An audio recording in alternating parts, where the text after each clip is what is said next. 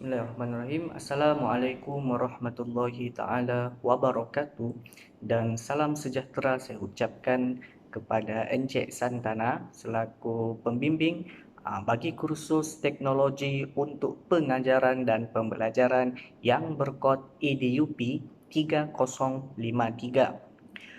Nama saya Muhammad Iqmal Hakimi bin Soternan dari unit PISMP Bahasa Melayu SK1 Ambilan Jun 2020 akan membentangkan ataupun menunjukkan projek Scratch yang saya hasilkan dalam tugasan 2 ini yang saya beri nama sebagai Corona Game.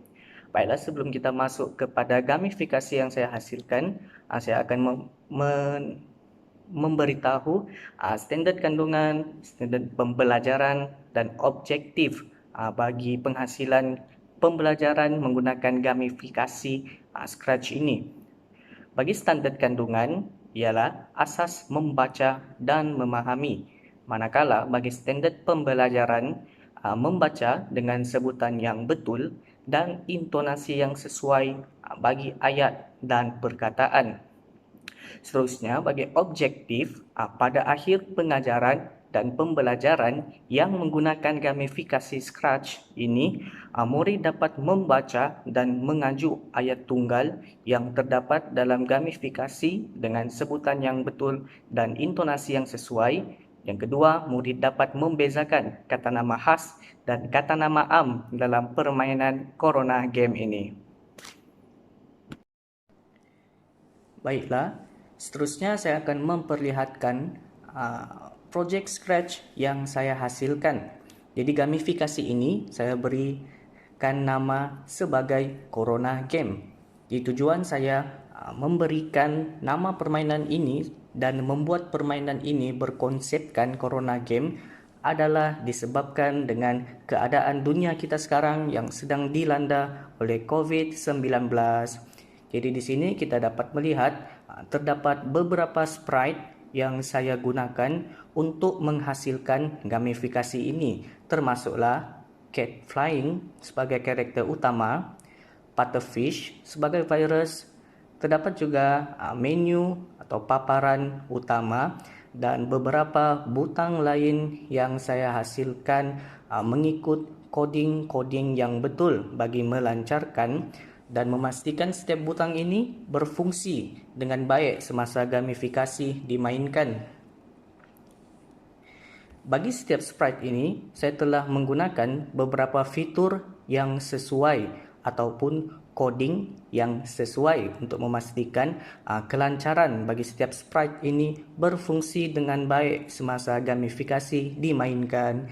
Jadi tanpa membuang masa lagi, saya akan menunjukkan tata cara penggunaan ataupun pelaksanaan gamifikasi ini.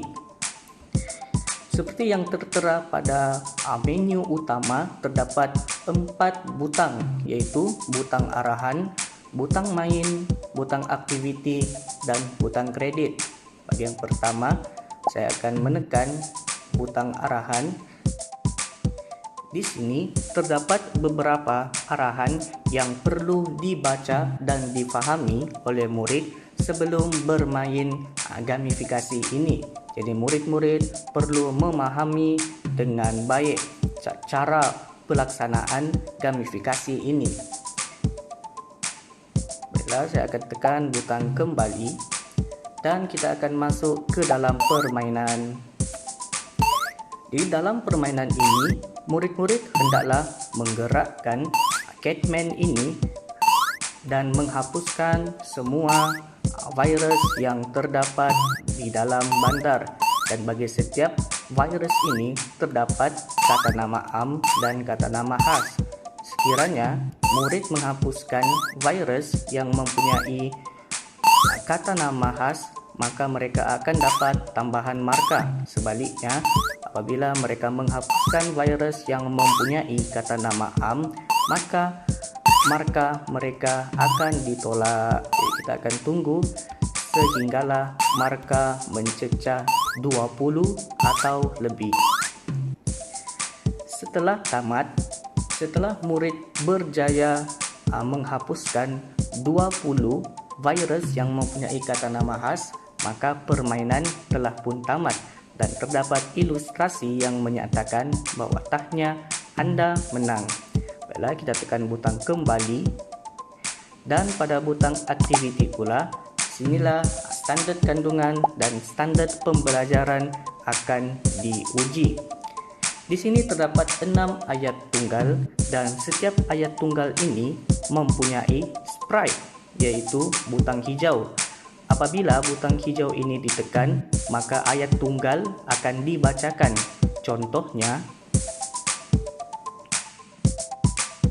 Aiman disyaki positif COVID-19. Dan begitu juga pada nomor-nomor yang lain.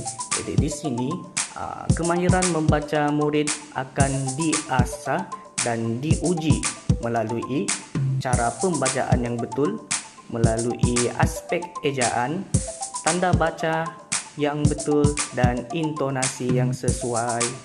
Jelas, tekan butang kembali dan pada butang yang terakhir yaitu kredit, di sini saya sertakan beberapa tips atau panduan yang harus kita lakukan sepanjang berada di musim pandemi COVID-19 ini.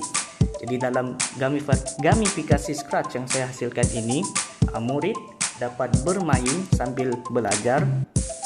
Murid akan diasah kemahiran membaca mereka dan juga murid dapat ilmu pengetahuan tentang perkara yang patut dilakukan sepanjang pandemik COVID-19 ini.